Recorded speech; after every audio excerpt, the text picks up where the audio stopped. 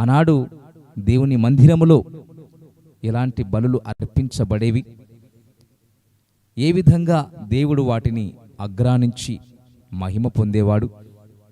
వీరు చేసినటువంటి ఈ బలులు అన్నీ కూడా దేవుడు అగ్రానించలేకపోయాడు. ఎందుకంటే వారి యొక్క పాప స్థితిని బట్టి, వారి యొక్క దోష జీవితాన్ని బట్టి, దేవునికి అవిధేయతగా జీవించటం వల్ల వాళ్ళు ఎంతో నష్టపోయారు.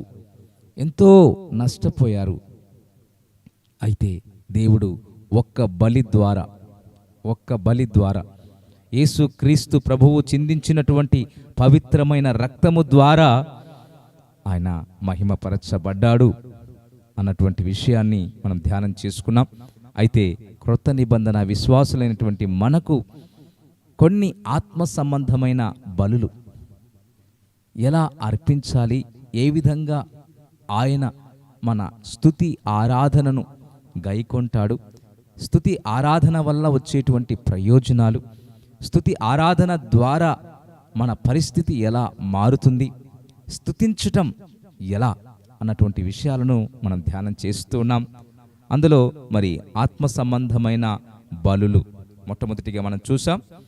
రోమీలకు రాసిన పత్రిక 12వ అధ్యాయం 1వ వాక్యములో మీ దగ్గర, దేవునికి అనుకూలమును అయిన సజీవ యాగముగా మీ శరీరములను ఆయనకు సమర్పించుకొనండి. నిన్నటి దినాన ఏ విధంగా మన శరీరాన్ని దేవుని కొరకు సిద్ధపరచగలము, దేవుని ఆలయముగా పిలువబడుతున్నటువంటి మన దేహమును దేవునికి ఏ విధముగా సజీవ యాగముగా సమర్పించుకోగలమో మనం చూసాం కదా. చాలా అద్భుతమైనటువంటి విషయాలు. మరి వాటిని మన హృదయంలో భద్రపరుచుకున్నామని నేను నమ్ముతున్నాను. అలాగే రెండవదిగా హెబ్రీలకు రాసిన పత్రిక 13వ అధ్యాయం 15వ వాక్యంలో వ్రాయబడుతూ ఉంది. వీటిని ధ్యానం చేసి మన హృదయంలో భద్రపరుచుకుని వాటి ప్రకారం గనక మీరు జీవించగలిగారు అంటే తక్కువ సమయంలో ఎక్కువ అభివృద్ధిని మీరు చూడగలరు. కాబట్టి ఆయన ద్వారా మనము దేవునికి ఎల్లప్పుడూ స్తుతియాగము చేయుదము, అనగా ఆయన నామమును ఒప్పుకొనుచు జిహ్వా ఫలము అర్పించదము. దేవునికి మహిమ కలుగును గాక. ప్రియ దేవుని బిడ్డలారా, ఆయన నామాన్ని ఒప్పుకుంటూ జిహ్వా ఫలము అర్పించాలి. ఇదిగో మన జిహ్వా ఏదైతే నాలుక ఉందో ఆ నాలుక ద్వారా దేవుని స్తుతించాలి. అది హృదయపూర్వకంగా ఉండాలి. పూర్ణ హృదయముతో, పూర్ణ ఆత్మతో, పూర్ణ మనసుతో, పూర్ణ వివేకముతో, పూర్ణ బలముతో ఆయన్ను ప్రేమించగలిగి ఆయన నామాన్ని మనము జిహ్వా ఫలముగా ఒప్పుకుంటూ ఆయనకు స్తుతి చెల్లించాలి అని దేవుడు సెలవిస్తున్నాడు. అలాగే మనం చూసినట్లయితే మూడవదిగా ఫిలిప్పీలకు రాసిన పత్రిక 2వ అధ్యాయం 17వ వాక్యంలో రాయబడి ఉంది. చాలా అద్భుతమైనటువంటి మాట, రాసుకోండి. ఫిలిప్పీలకు రాసిన పత్రిక 2వ అధ్యాయము 17వ వాక్యంలో, మరియు మీ విశ్వాస యాగములోను దాని సంబంధమైన సేవలోను నేను ప్రాణార్పణముగా పోయబడినను నేను ఆనందించి మీ అందరితో కూడా సంతోషించెదను. ప్రియ దేవుని బిడ్డలారా, గమనించండి, ఇక్కడ ఒక అద్భుతమైనటువంటి మాట.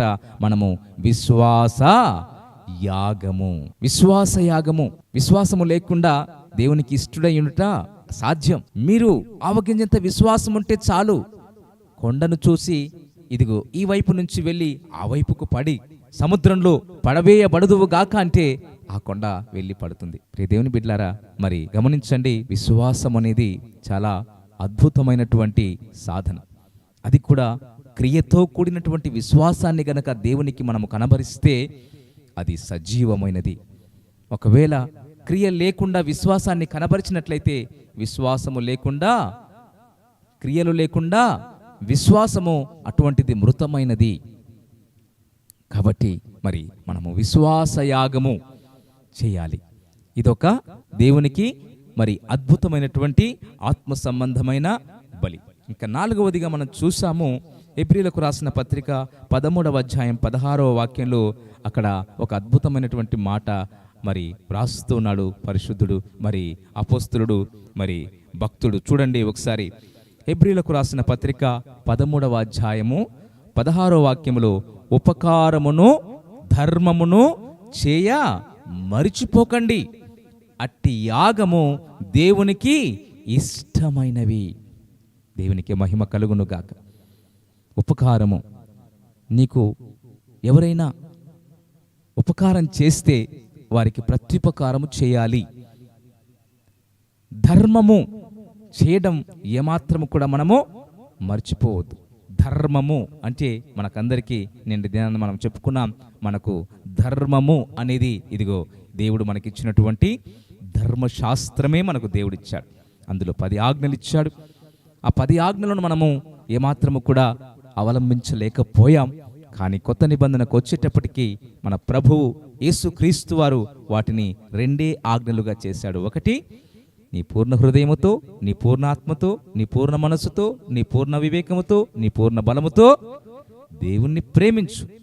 రెండవది, నిన్ను వలె నీ పొరుగువాన్ని ప్రేమించు. దేవునికి మహిమ కలుగును గాక. ఈ 2 ఆజ్ఞలు దేవుని సన్నిధానములో ఇదిగో నువ్వు ఎప్పుడైతే అవలంబించగలుగుతావో నీ జీవితంలో నిజంగా దేవుని మహిమ, దేవుని యొక్క ఆశీర్వాదాన్ని నీవు త్వరలో చూడగలుగుతావు. దేవునికి మహిమ కలుగును గాక. నిన్ను వలె నీ పొరుగువాన్ని అనగా నిన్ను నీవు ఎలాగూ ప్రేమించుకుంటున్నావో ఆ రీతిగా ప్రేమించాలి. ప్రియ దేవుని బిడ్డలారా, ప్రాణము పెట్టునంతగా ప్రేమించినటువంటి మరి ఆ యేసుక్రీస్తును మనము మాదిరిగా తీసుకోవాలి. అంతేకాదు మరి 5వదిగా ఈరోజు మరి ప్రారంభం చేస్తున్నాం.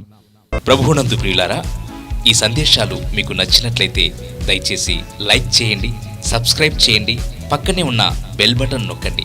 ఈ సందేశాలను దయచేసి 10 మందికి షేర్ చేయమని ప్రభువు నామమున ప్రేమతో మీకు మనవి చేస్తున్నాం. Thank you. Praise the lord.